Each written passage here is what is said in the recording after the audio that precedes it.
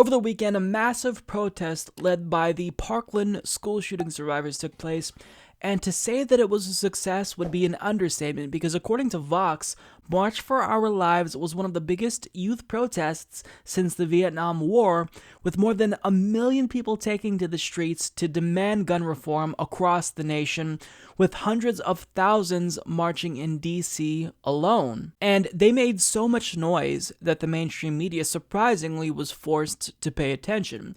Now, when it comes to the types of gun reforms that they're calling for, they're not calling for a ban of all firearms. They're not calling for confiscation. They're calling for moderate gun reform. Specifically, they want universal background checks. They want a ban on high-capacity magazines. They want to ban assault rifles. They want to allow for the Center for Disease Control to not only study gun violence again, but actually fund studies for it. They want the digitization of gun purchase records so that way it'll be more easier to track crimes related to gun violence. So these are all moderate changes that certainly won't end gun violence in America once and for all, but this would curtail the number of mass shootings we see in this country because it seems like every other week there's a new mass shooting. So if we implement these changes, that will be a huge step in the right direction. Is it the end-all be-all? Not necessarily, but it would help. So it's not just, however, that these students called for gun reform, but they actually took action and influenced people to sign up to register to vote, specifically to vote against NRA-funded politicians. And they registered 4,800 people to vote, which is just huge. Now, during this event, there were tons of phenomenal speeches, but here are some highlights that I wanted to share with you because they were just incredibly touching and inspirational. And keep in mind that some of these speakers here, what you're about to see, they're as young as 9 years old. The cold grasp of corruption shackles the District of Columbia. The winter is over. Change is here. The sun shines on a new day, and the day is ours. For the first-time voters show up 18% of the time at midterm elections. Not anymore.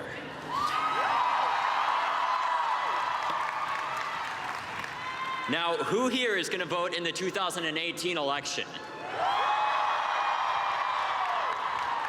If you listen real close, you can hear the people in power shaking. They've gotten used to being protective of their position, choosing the safety of inaction. Inaction is no longer safe, and to that we say, no more. I am here today to acknowledge and represent the African American girls whose stories don't make the front page of every national newspaper, whose stories don't lead on the evening news. I represent the African American women who are victims of gun violence, who are simply statistics instead of vibrant, beautiful girls at full of potential. It is my privilege to be here today. I am indeed full of privilege. My voice has been heard. I am here to acknowledge their stories, to say they matter, to say their names, because I can, and I was asked to. In a little over 6 minutes, 17 of our friends were taken from us, 15 were injured, and everyone, absolutely everyone, in the Douglas community was forever altered.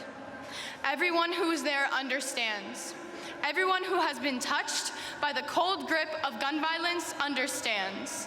For us, long, tearful, chaotic hours in the scorching afternoon sun were spent not knowing.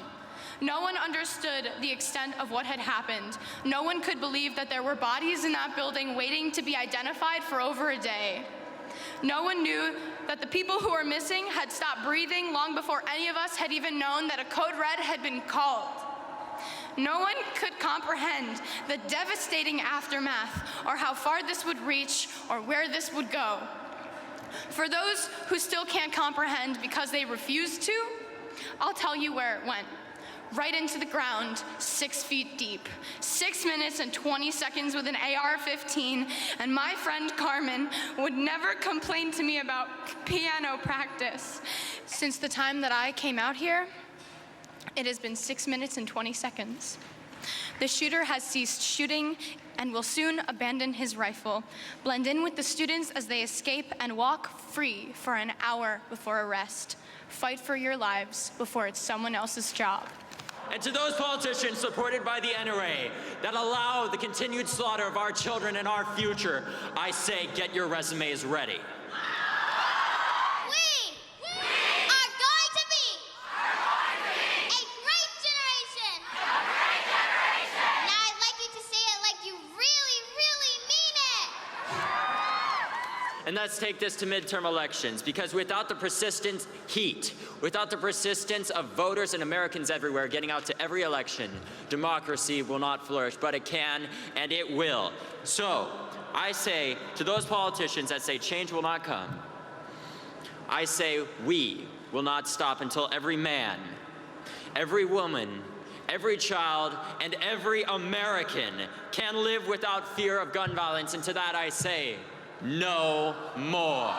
So that was powerful. When I saw their speeches, I got really emotional. I was just so touched by it because, again, these are kids between the ages of 9 and 18, and they were speaking in a way that really emphasizes the urgency of this issue.